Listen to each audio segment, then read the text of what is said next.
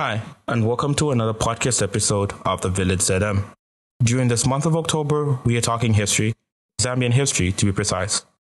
History that is solely focused on our people and what has led to this common identity that we all have, because being Zambian is more than just citizenship. Kindly tuck your buds in and discover something new about our people.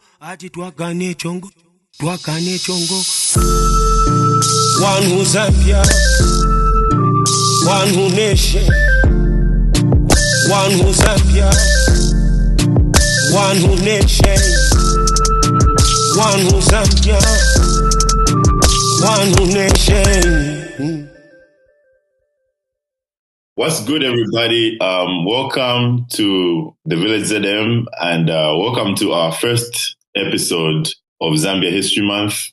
We've been looking forward to this since January. I am very excited that we get to host you guys.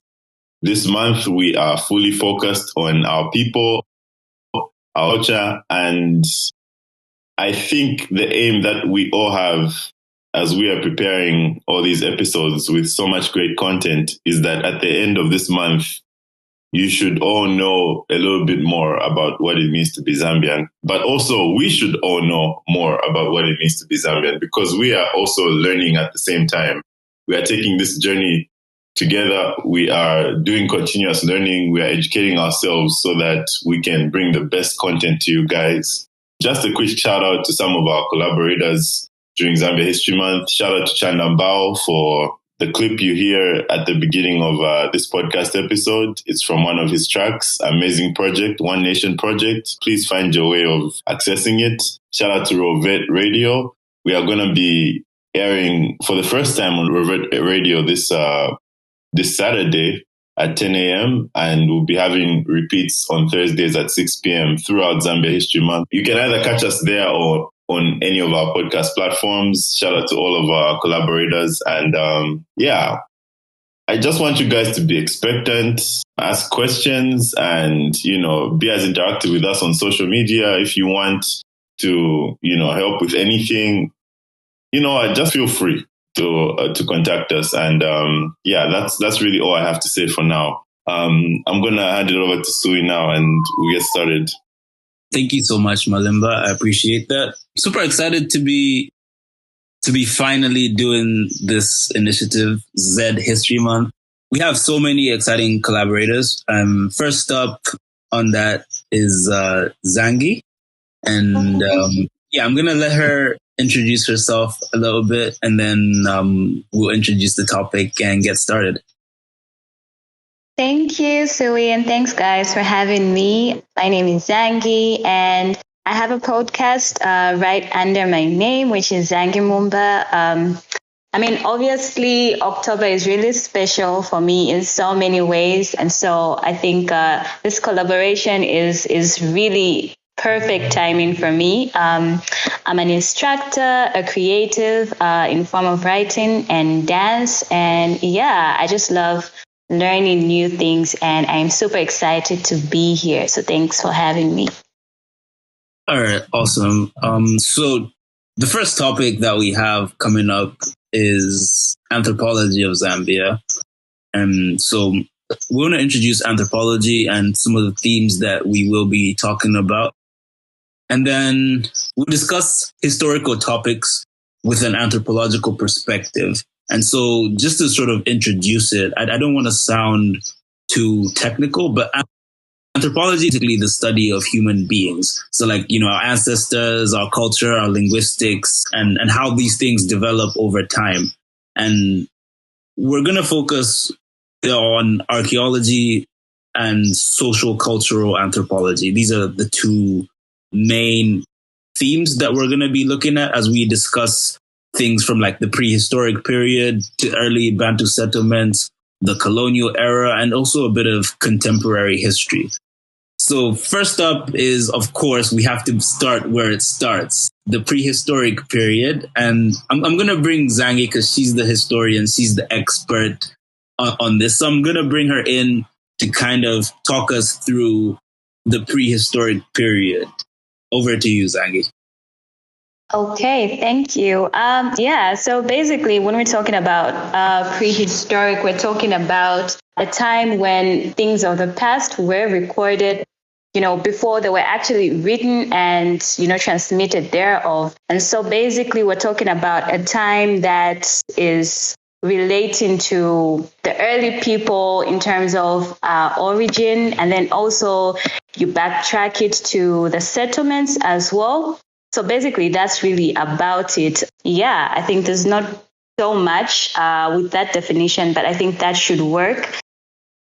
Okay, awesome. Well, thanks for sort of introducing that to us. What are some of the most significant things from the prehistoric period in the context of Zambia? Okay, what's significant about this time really is how, there were different sites, obviously, and just the people and how the settlements were affected by, the evolution of all these people. Obviously, backtracking again to like the primate age, so that's really significant because the prehistoric period talks about a time when not so many things were, advanced. So you're talking about times like the early Stone Age, the Middle Stone Age, late Stone Age, and then going right into the Iron Age period where we see how the earliest, settlements in Zambia particularly just came about and spread across our country, Zambia. So basically that's that. In relation to the archaeological sites and also basically the settlements, particularly the Bantu settlements in Zambia. Okay, awesome. I wrote an article on this just for my own personal blog. And in that article, I do mention, the Broken Hill Skull, Nachikusi Cave, and those are the sites that I tracked in sort of trying to explain the prehistoric period in my own understanding. But there's something that happens prior to that that's quite significant, and that's the discovery of fire. So can you tell us a little bit more about that? Okay, yeah, definitely. So, when we talk about the discovery of fire, we note that fire was first discovered in the world at Kalambo Falls, which is right here in Zambia. And I don't think so many people know that or give credit to our country for that because it's historically, noted that this is where fire was discovered. And that was the Middle Stone Age. And this really brings in Broken Hillman because this is a time where obviously stones are being used. And then Broken Hillman has like the brain capacity more advanced than, like previous creatures or earlier creatures to actually use fire to scare off, wild animals and also to cook his food and just keep himself warm. So that's very significant in world history, really. So that's pretty exciting. Also, just to note that this was, the Middle Stone Age, and obviously you've already talked about Broken Hillman, who was discovered in 1921 in the Kawe town of Central Province. So, yeah. Okay, interesting. Just a little bit. Let's talk a little bit more about Broken Hill because we know the skull was discovered in Zambia. 1921. That's 101 years ago. But where is the skull now? Well, the skull now is in London, at the London Museum. Again, we have to note because obviously people, have these questions like, okay, why is it that side? Why is it not here? But we're talking about a time where even just, our methods of dating, like when you talk about radiocarbon dating, we didn't have that machinery, to just keep these, equipment, keep these Asian remains and actually preserve them for future compared to our counterparts in the Western world. And so even when this happened, because the skull was discovered, when a white miner from Switzerland, obviously with his people were trying to mine around Kawe. And so already we know that the Black people, that are supposed to inhabit this area have no idea how to go about excavating and just using different machinery, to excavate and things like that. So at the time, and I believe this is still the case today, I don't feel like we have that machinery that can preserve, our ancient remains as best as like the Western world can. So basically, that's why our skull, like the skull of Broken Human is in London. And obviously with time, we hope that it can be brought back here, just to make sure that we actually have a place that people can go to and just get in touch with this historical, part of our country. So. Yeah, definitely. I mean, it's part of Zambian heritage, right? And it's something that I think it's important for us to be able to preserve. And so being able to repatriate this very significant artifact would be important for us to have with us. Now, moving on to the Nachikufu cave, which is also a very, interesting place. We talking, rock paintings and different late Stone Age tools. So can you tell us a little bit about the Nachikufu cave? Okay, I think it's one of the oldest, late Stone Age sites in Zambia. I love how it's still preserved. Obviously with time, some of the paintings have faded, but, it's very important because it also allows us to see that, these periods, prehistoric periods were definitely it, because sometimes, when you're talking about these things, it may seem far-fetched until you actually see these sites and see that these were reality back then. And so obviously in the late Stone Age, we have the Sand People, and the rock paintings are, not only in our country, but in Southern Africa, at large. And so when it comes to Nachikufu in Pika, it's such a beautiful place to be. I love being there, and just seeing the historical side, like in reality. So there's so much about, just the artistic side that these people had, and they had, like the brain or the creativity to leave it there because they were painting what was happening, in their society, and that's what is depicted in their paintings. And so obviously, people who are interested in just seeing this evidence should really find time to just visit the Nachikufu cave, because they will be amazed, at the fact that these paintings are still there, and they do speak to, the times when the San People were in our country as well, and just what they did, like for leisure, and just to depict how they lived their lives. So a very, very important rock painting, which has naturalistic paintings, because that just simply means they painted things as they were in nature. So yeah, just to see, because as time evolves, it's very easy to lose track of, early times and kind of forget to appreciate where we're coming from. So I feel like if people also get to witness and just, feel what was happening there in terms of how they were painting using like animal blood and whatnot, because there was no paint at that time. I think people will really get to appreciate both the past and the present, going forward. So, yeah. All right. Yeah, that's really interesting that you mentioned. So one thing that I found from doing some research was that from the excavations, they estimated that human habitation was there about 20,000 years ago, which is wild, because that's a long time. And they also found evidence of something that's described as Nachikufan industry, which is basically the production of different Stone Age tools and stuff like that the hunter-gathering Southern African peoples had at the time. And another thing that really fascinated me was some of the paintings there also have are paintings of tools. So it's kind of interesting to see, because maybe there was this foresight, there was this desire to have posterity, to preserve things for future generations. Those are basically blueprints of the tools that they use, and that to me is extremely impressive. It's really something worth knowing and worth looking at from a bigger picture perspective.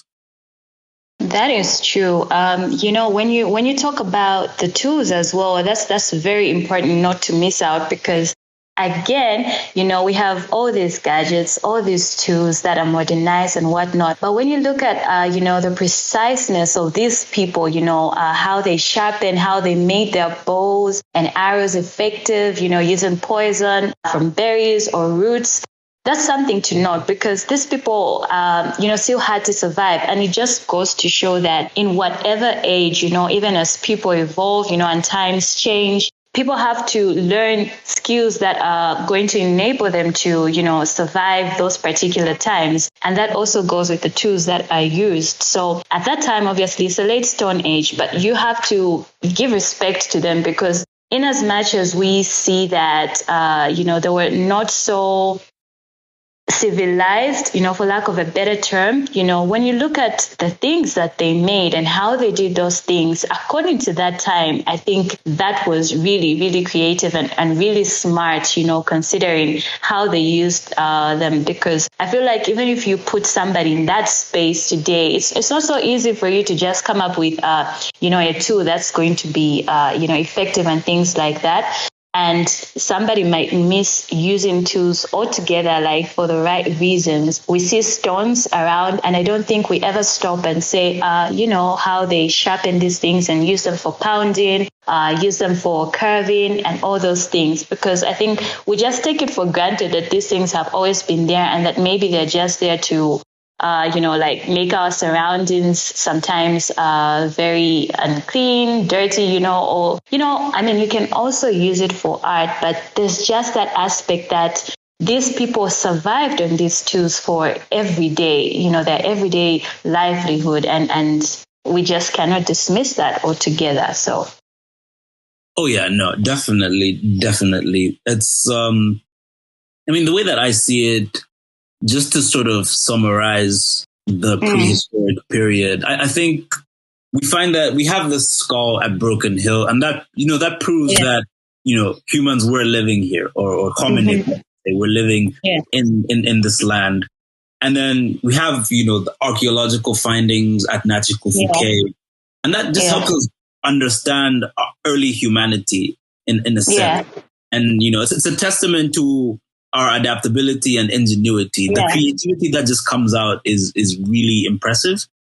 And overall, I think it's important for us to explore, preserve, and protect our heritage in these ways. Yeah, that is so true. That is true. All right. So moving on now, we're going to about 4,000 years ago with the Bantu migration. So we know that, the Bantu migration is one of the largest migrations in human history. It occurs over a significant period of time. It's not like a 1 year thing. It's over a few hundred to thousands of years that this happens gradually. And it happens primarily through two routes coming into the southern African region. So the Bantu originate from West Africa, Cameroon Highlands. And one of the routes that's taken in the migration is on the east side through the African Great Lakes region, and on the west side through the Congo Basin. Yeah. So in talking about this, I think we just want to sort of acknowledge, the early settlements. So who were the earliest people to arrive in Zambia? Who inhabited this land before them? And what's the cultural significance of this specific migration, these Bantu settlements? Okay. So basically, you've already noted the routes that were used. But firstly, the earliest Bantu settlers in our country, Zambia, were the Tonga. And I know that so many people also like to add the Ila and the Namwanga, but basically the Tonga were it, and then as time, moved, and time passed, obviously these other groups were joining these people in that particular region. And so the Tongas moved straight from East Africa and then they settled in the southern part of Zambia. And this is very important also because this dives in, or this now also moves us into like the Iron Age period and why, these were the first people who started farming in our country. So that's very significant. And, the migrations obviously had a lot of impact and so many effects on our country, but also on other countries in Africa. So I think that's very, very significant because it really just ties into how, like the different Bantu people, are so related. We're interlinked. And it's very, I think we should appreciate the fact that we can move to different places in Africa and somehow still connect with one another because we have this common heritage. So that's very, very important. So, yeah. Well, I don't really like to argue, but I will fiercely defend my people because I'm of Namwanga heritage. And so, there is evidence that suggests that, the Ila, the Namwanga, and the Tonga arrived in present-day Zambia together. And, there are cultural similarities, so that makes sense. Now, historical record does suggest that the Namwanga arrived around 900 BC. So, if we come from East Africa together in a group and people settle in one place, and then others later proceed, I think it's fair to say that the Mwanga probably settled first because they're, closer to East Africa where they originate. But obviously it's up for debate and subject to speculation. But I just wanted to make sure that I brought that point out. Well, that is something. But then we're talking also about, how did they get into Zambia, obviously? And I mean, historical records do mention that the Tongas moved straight from East Africa. And, this is something that I like to pose to people. I think I'm going to ask you because I know I'm not really questioning the people that recorded this history. But why do you think, most records cite the Tonga as the earliest? I mean, very, very few do mention like the Namwanga and things like that. And even when you start looking at the origin of the kingdoms as well, that's tricky because when you get into how these kingdoms originated in our country, it brings into the fact that these were centralized states, you understand? And now these are the Tonga who were the earliest settlers and they didn't have like a centralized system of government and things like that. But with time, and, mixing with other people and people living, let's say, Katanga, which is Congo and things like that, I think it only makes sense that when it comes from, that Luva Lunda migration as well, and we have these other tribes coming into Zambia after, according to history, after 652 AD, then we see the development of centralized states. And that happens also as the knowledge of farming, the knowledge of smelting have already started occurring in our country. Because prior to that, again, it's still the Stone Age system. So like my defense is basically we see a transition. We see the decentralized people. Obviously, they get the knowledge of farming. And obviously, that's like a different topic on its own. But the fact that they're using this and then with time, because now with that knowledge and time evolving, then there's this iron smelting. So people are becoming more civilized. And as people are becoming more civilized, these are now other people who come in and then they have a centralized system of government different from the Tonga people. Okay. Yeah. That's interesting. I suppose it's up for debate. I think that historical record tends to vary, especially when we consider the source, because I think there's oral tradition which can then be considered unreliable, but then again, so can written record. So it's really a very subjective field that we operate in. So for now, let's leave it at that. All right. Tell us a little bit about Ingombe Ilede. We know this is, one of the significant heritage sites in Zambia. So just tell us a little bit about Ingombe Ilede. Okay, so Ingombelede, again, this is the southern province. This was a site that was found there in 1960. Yeah, so it really means interpreted as sleeping cow in the southern dialect. And it's very important for our history and just, archaeological appreciation because it became a center of trade. And it just shows how, our people were trading with, foreigners in different ways. Obviously, we have the Zambezi and then like the Zambezi River being very instrumental in how this trade, happened, bringing people from the south, which is like Zimbabwe, and just exchanging different things. I think that's very important because, again, this is the Iron Age period. So like the Iron Age period really came with so many advances, so there's trading that's developing, there's farming, the knowledge of farming, the civilization, and all these things. And so, again, it goes to show how people are going to use what they have to get something that they do not have because the local resource that these people had at Ingombelede was salt. They had like a major salt supply, and this enabled them to, just trade with other people, miners, hunters, and just different people from the exterior of Zambia, really.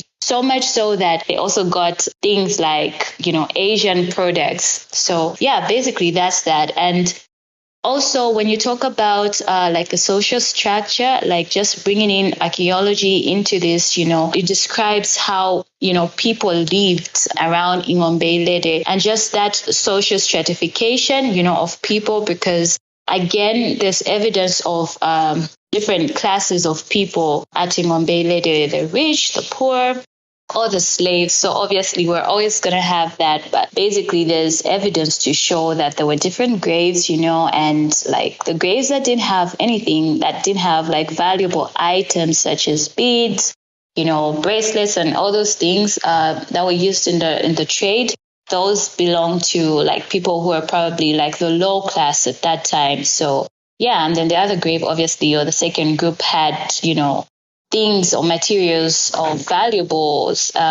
So obviously those things belong to the rich people. So again, it just proves that these first farmers, the Tonga, were the first traders. Again, just differentiating like from the other tribes, that inhabit Zambia right now. And I think this is something, again, you can throw in today because when you look at how people in Southern Province, for instance, are very successful at farming, it goes on to show that the early settlement really mattered because the soil there was different. It's fertile soil, no supplies and things like that. So very important in our heritage.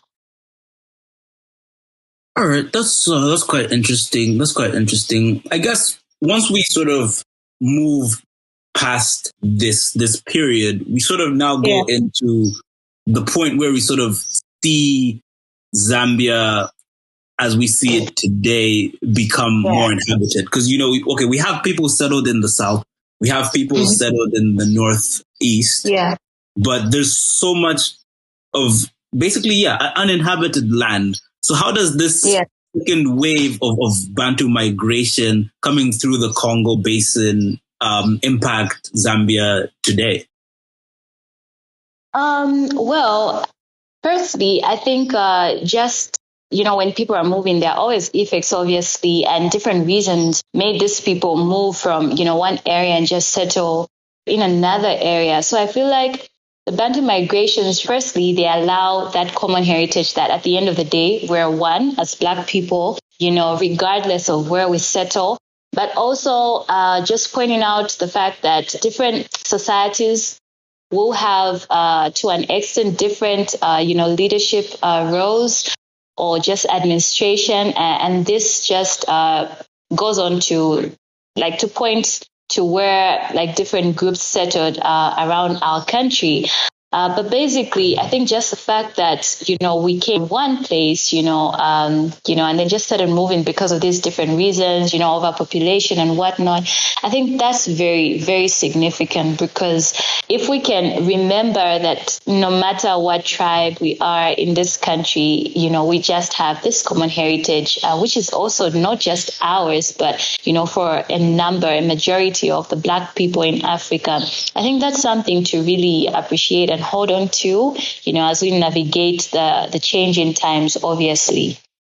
I hope I've answered your question somehow. Yeah, no, definitely. So in my article, I sort of mentioned, Zambia's Congolese ancestry and the impact of the Luva Lunda kingdom, because this is sort of late 15th century in what's present day DRC, and that's where it all begins. And but then how does can you tell our audience how this sort of moves into Zambia from the Congo? Okay, so we have West Africa, obviously. That's the first. It's Cameroon, and then there's that shift, and then we get to Katanga, where we have actually the Luva Lunda, and so like the route that was used was a southern route, like from Cameroon into Katanga. And your next question is, how do these people, how does that influence them coming into Zambia? Is that it? Yes. Again, it's really about what made them migrate, So they're in one area, they're, two empires, obviously. And then, so many things come up, so many reasons for the migration. And I feel like it's just a matter of, commonality in terms of how they spread into Zambia. From there, like them determining where to settle was really based on which people they wanted to follow, So if I'm leading you and I decide, okay, let's go to this area, and I take people with me, and then we start like a society, or we settle there and just, start our kingdom over there. I think that was it. But the really big thing is just the fact that these people didn't just move haphazardly, or they didn't just move because they wanted to, but those other reasons, like obviously a lot of population increase. So obviously like those overpopulation, in the same area. I think these are the reasons that made people start migrating into Zambia and just occupy it. So. Okay, that's interesting. Yeah. That's interesting to note. Thank you for that. Just a quick, piece of information on the origin story of the Luva Lunda kingdom, because we hear about this a lot, and it's kind of interesting how this ties into our next segment, where we talk a little bit more about tribal identity and how how it's evolved significantly since the first settlements. So. You have a Luva, nobleman who was basically the Mwatayambo. That was the title that they held, who then meets this Lunda princess, and then, they get married.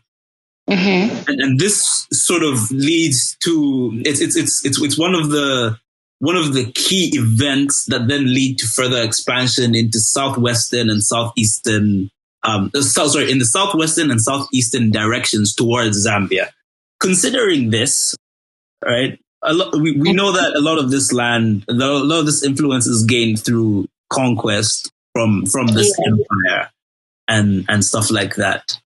Mm-hmm. And when we talk about this sort of this period and how influence was extended, it's very interesting to see how similar it is to the way people extend their influence in modern times. Like, okay, two nobles, two wealthy families come together, and through this new marriage, there's now this next phase, this next wave, this next generation of people expanding their influence. So it's just interesting to see how like this happens about, 500, 600 years ago, and it still happens today. And that's a very interesting thing that, it speaks to, I think, just human nature in general.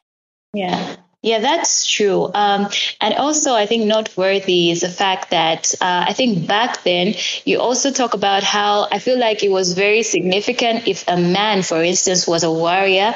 I mean, of course, like when it comes to other kingdoms, you can also throw in the fact that women were very instrumental as well in terms of, just the leadership of how these kingdoms, were and how they expanded.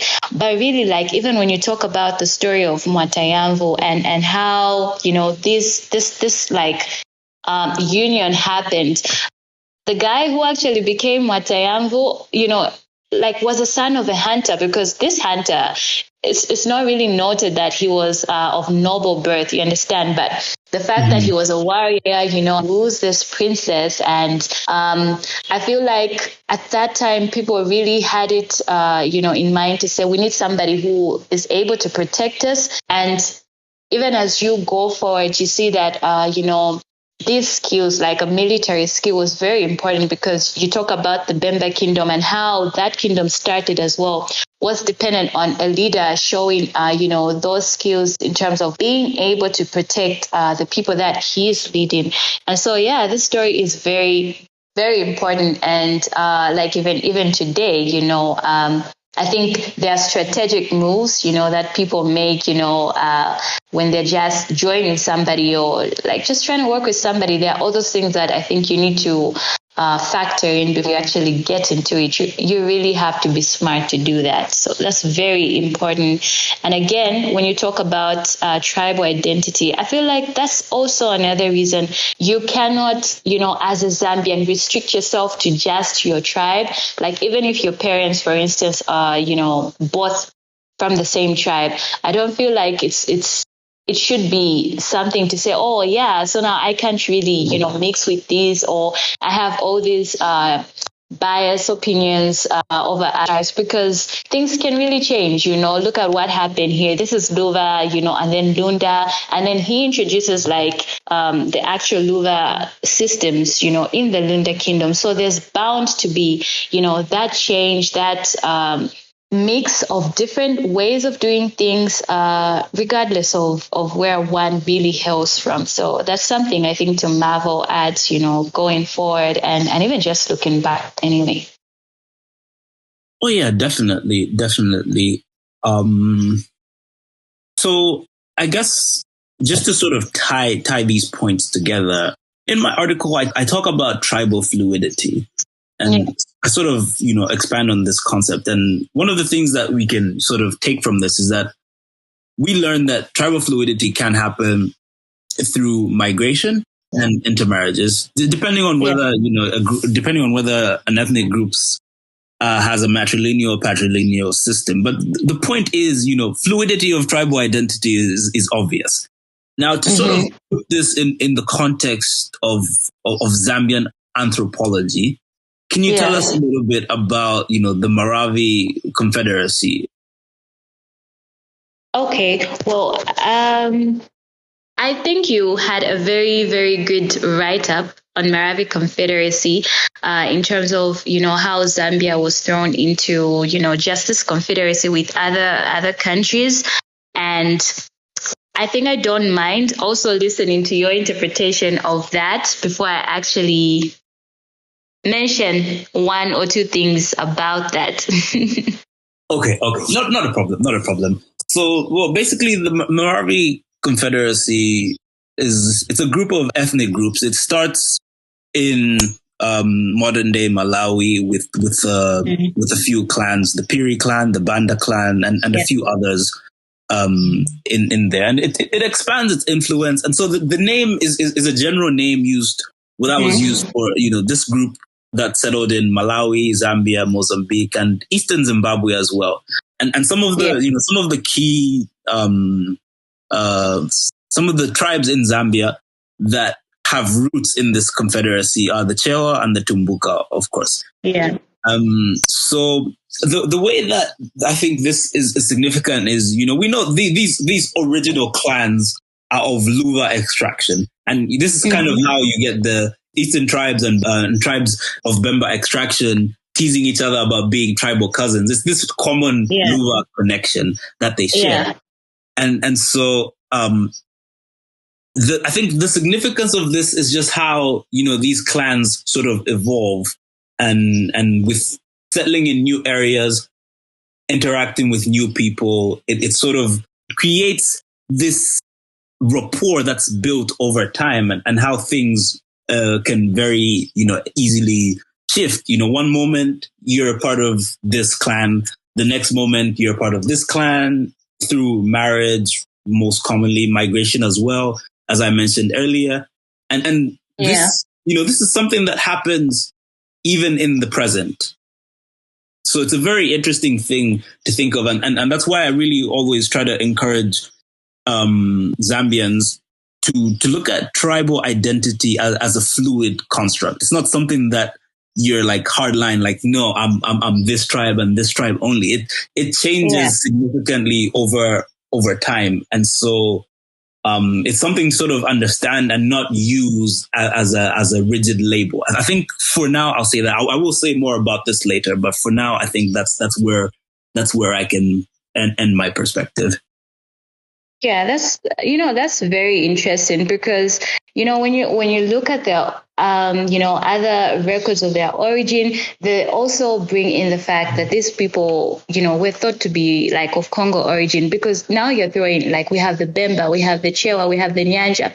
And these are people like, when you look at our country right now, the locations are, like different parts of Zambia, obviously, and then how these were ruled by like a Kalonga, again, which is like Chewa origin. So really what you said, just the fact that we are really interconnected, because there was a time where it was just like, we are one. Of course, there are all these things like you're Chewa, you're whatnot, but we are one. And also bringing in like the different countries that were involved in the Confederacy as well is another thing to appreciate, because we go to different places, we meet different people, as Africans. And of course, like the names of these countries are different. But I think if everybody had some, basic, knowledge of this history that, there was even a confederacy which brought in Malawi, Zambia, like Mozambique, like as one, like,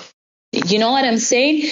There is no way you can say, oh, these people are really like so distinct from us. But like we have that commonality because at one point we were just identified as that, as a Maravi Confederacy. And that's really remarkable, obviously. How did this empire then decline? Because, I mean, we don't quite, we know, of the country Malawi, but we don't quite hear of, the Maravi Confederacy. So how did the empire, as it were, decline? Tell us a little bit about that. I think like everything else that declines, this one, leaders played a role because obviously you have different countries, so now the clan leaders are managing, are running this confederacy. And now you throw in the fact that there's long distance trade with the Portuguese, the Arabs, in different ways. There's ivory, obviously there's slaves, and so with all this, it meant that the different leaders wanted to be, independent. So there was a lot of autonomy at the end of the day. And I feel like the person or the Kalonga that was that figure of authority was undermined because people started having these direct links, with the Portuguese. And at the end of the day, obviously, if you're not answering to one particular person and respecting that person as your leader, then obviously things are bound to, fall away. And this is how it declined, like in the 18th century, which was, quite late, for a confederacy that's not really talked about. It was there for quite a while, like I think from the 14th or 15th, and then just to end like in the 18th century. That was a long time. But basically, yeah, I think the fact that it grew in size, obviously, and the different clan leaders now had that autonomy, to do things on their own. Yeah, that just led to the decline of this confederacy. Yeah, that's very interesting to know. Look, I recognize that there's a lot more depth in explaining the origin of Abantu in Zambia. I think the key takeaway from this is just that we have this universal human experience. We have this common ancestry, and so regardless of our origins and our circumstances, it's important for us to treat each other with a certain respect, and that's something bringing us away from the history back into the present to bear in mind, because as much as we might have our disagreements on how things should be done, we need to find a way to not let the conflict evolve into something evil. Yeah, that's true. I totally agree to that. All right, so that's all for this segment. We will be moving on to part 2 next week, talking about the colonial era and then moving into the contemporary history of Zambia. But for now, we're gonna end it here.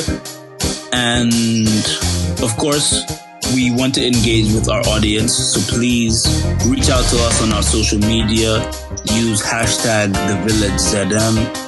Go check out my blog that's going to be linked to this episode, and interact with us. This is Z History Month, brought to you by The Village ZM, and